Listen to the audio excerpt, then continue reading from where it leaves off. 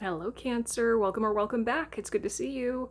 If this message resonates or you find it helpful, then it's for you. If not, just leave it for someone else or return to it at a later time. Also, be sure to check out the description box where I'll leave some journal prompts for you based on this reading. Okay, before we jump into your cards, there is a message coming through already, and it is this. Let it be easy. Let it be easy. This is actually a phrase I first learned from a woman named Mina Irvan, and it totally changed my life. But I haven't thought about it in quite a while, and it was only when I started to tune into your energy and feel into the decks that wanted to play with you, etc. It dropped right in, literally out of nowhere. So Spirit is coming forward very strongly with that specific message for you. Let it be easy. Whether it is a specific situation or just life in general, can you let it be easy? And that begs the question, what will it take for you to let it be easy? What are your attachments to struggle? What are you getting out of making something harder than it needs to be? Something to consider. So with that said, let's go right into your oracle cards. I'm actually using a brand new deck for you today. It is called Sacred Symbols. I'm super excited. I've used this on myself a few times, but nobody else yet. So you are my guinea pig. And maybe that's a message for you too, to experiment with something new. Play around, experiment with something. Experiment with this concept of let it be easy. All right, what does Cancer need to know or do right now? What messages do you have for Cancer, Spirit?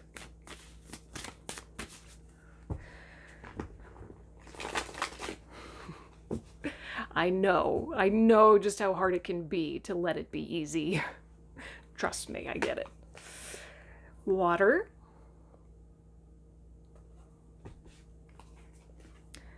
Trust. Divinity. Ooh. Friendship. Oh. And air at the bottom of the deck. Okay, all right. Okay. All right. So there's definitely an invitation here for you to embrace more of your divine feminine energy through the element of water. Can you let it flow? Can you let life flow through you? Can you lean back and allow yourself to be moved by the currents of life? That takes a lot of trust. Can you trust life enough to lean back, let go, and let flow? That's part of letting it be easy, isn't it? Trusting that when you step into a state of allowing, things will be okay. Everything will be okay. This flow state, this deep trust in yourself and in life, it is the direct pathway and the direct connection to your own divinity. Flow, release, trust, that's almost, I would say, like, I almost want to say like the neural link between yourself and spirit.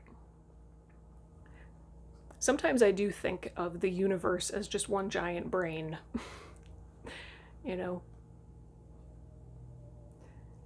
So there are these invisible links between physical and non-physical. Our shared divinity is something that you tap into when you let go and let flow. And this friendship card is very interesting to me. Very interesting to me. In this moment, it's almost coming through as, when you do this, trust, let go, let flow, let it be easy,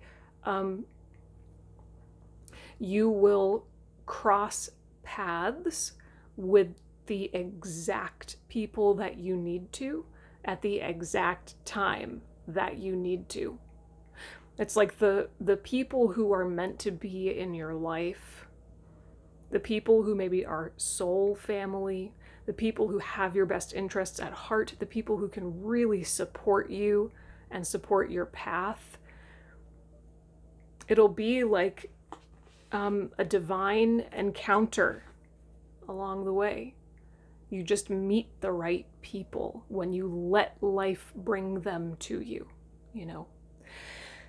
And at the bottom of the deck is air, right? To me, air is about cleansing, but also communication, the suit of swords in tarot. I think a lot of this has to do with your capacity to literally speak your truth, speak a truth, or just your truth in general. Communication. There's a calling here for you to communicate more, or more powerfully, at least. And that calling to communicate is what is driving all of this. In order to communicate more effectively, more powerfully, you got to do all the things I just said. Okay? All right. Let's go into tarot. I am using the Morgan Greer Tarot for you today. All right.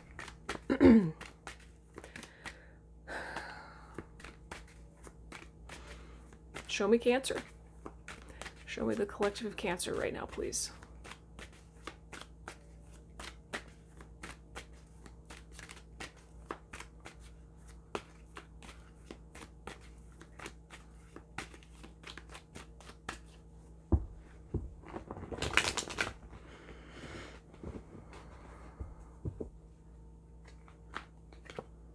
The Magician.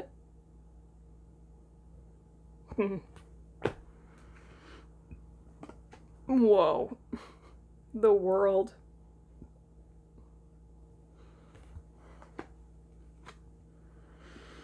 Five of Cups.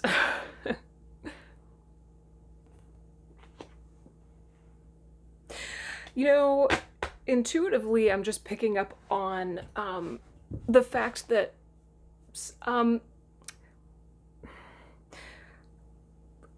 whatever it is that stops you from letting it be easy, the attachment to struggle, some kind of challenge in speaking your truth, whatever this Five of Cups is, it's like, it's, to me, just intuitively, I'm getting this feeling like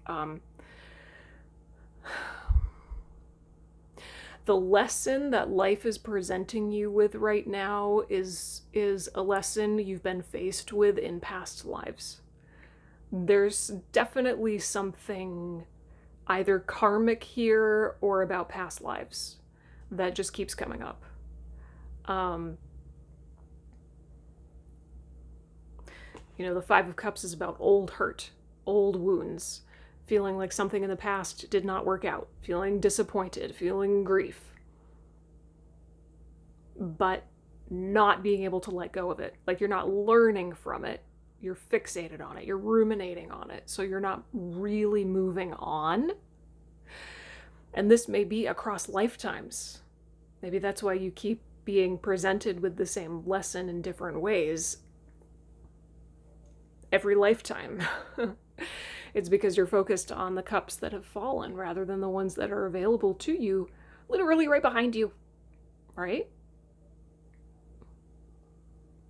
Interesting. So there's an unbelievable amount of power that you're tapping into right now through the Magician card. And that personal power and influence, I'm hearing, actually, it's catalyzing you through a big release of something. That's the World card. The cycle is ending. I literally just had this conversation with Scorpio. So If you have major Scorpio placements, you may want to watch that reading too. But the World card, it doesn't just signify completion. That circle that the woman stands in, it's actually a window. It's a portal to your new life, to a new cycle, right? So the intense degrees of personal power that you're tapping into are catalyzing you out of one cycle and into another. But in order to move into this new cycle in the most empowered way, Spirit is saying, you got to alchemize this. And this is something you've struggled with throughout lifetimes. I just feel that so intensely. All right, what's the challenge? What is the challenge that Cancer's facing? Sorry if I look like really shiny. It is super hot here today, and I'm sitting right next to a candle for ambiance. I'm a little hot right now. I really need to turn the AC on, but it'll be loud, so I'm waiting until I'm done filming. What's the challenge that Cancer's facing?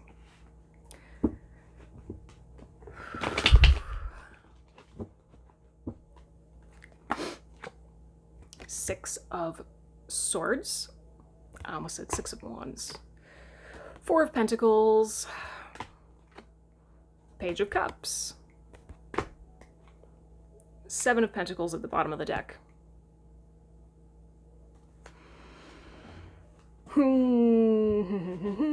Yeah, okay. Yep. You gotta shift your perspective about something, but you're really, really struggling because there's some kind of fear here coming up in the Four of Pentacles. This could be relative to scarcity, some kind of pain relative to scarcity that makes you want to hold on to things, right?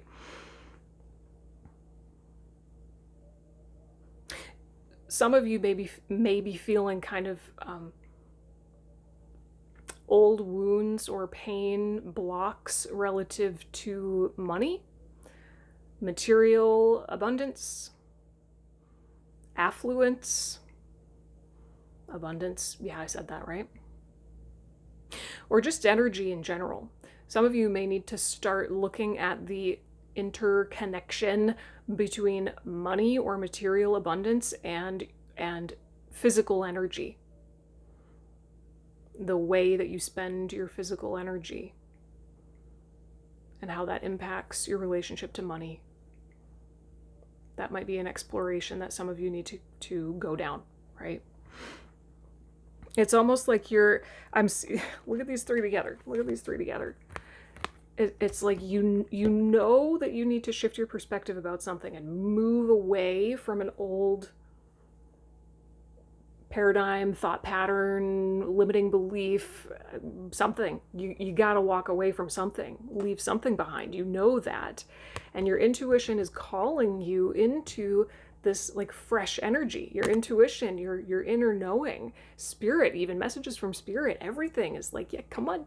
Yes, yes, yes. You do need to leave something old behind. Come here. Come. But blocking the path of the boat is this Four of Pentacles. And underlying everything at the bottom of the deck, we've got the Seven of Pentacles, which means you're kind of stuck in contemplation. And maybe that's part of the attachment to suffering. Maybe that's why you can't let it be easy.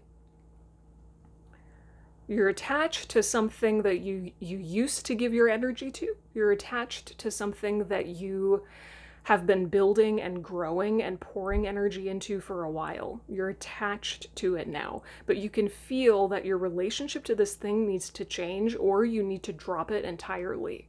It's one or the other. You know that. But you're just attached to it. I don't know what that is for you. It's going to be different for each and every one of you, but that's very specifically what's coming through these cards.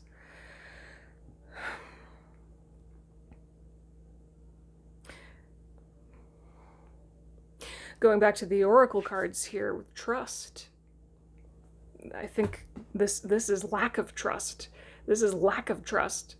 It's almost kind of like hoarder energy. It's like I don't trust that life will support me. I don't trust that my energy expenditure will be returned to me in some way. I don't trust in a natural balance and harmony and give and take. Like, I need to hoard.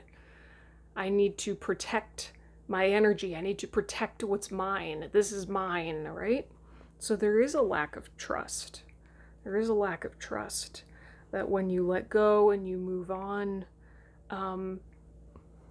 your divinity will be activated and life will bring to you all the right people. To some extent, you've probably already experienced this. I'm sure you've dipped in and out of moments of trust and divine experiences and flow states and meeting incredible new people and connecting with soul family, etc. Right? You've dipped in and out of it, but it's not a constant thing. It's not a fully anchored, unshakable thing.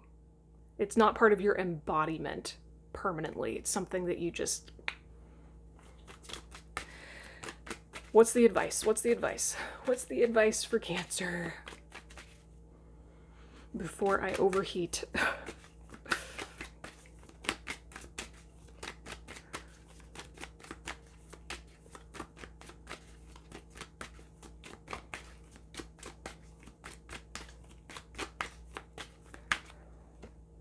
King of Pentacles, yeah.